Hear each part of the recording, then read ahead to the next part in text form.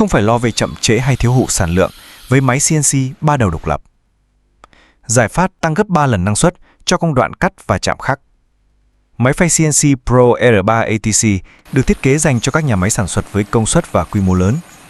Bàn làm việc mở rộng với kích thước 1m3 x 2m8, kèm theo đó là cơ cấu thay dao tự động với 4 dao cho mỗi đầu gia công. Máy được ứng dụng chủ yếu làm đồ nội thất từ gỗ nguyên khối và cắt ván với quy cách tiêu chuẩn ở sản lượng tương đối lớn.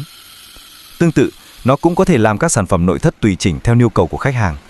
Đối với các mặt hàng nội thất tùy chỉnh, anh chị có thể dùng riêng một đầu cắt để xử lý.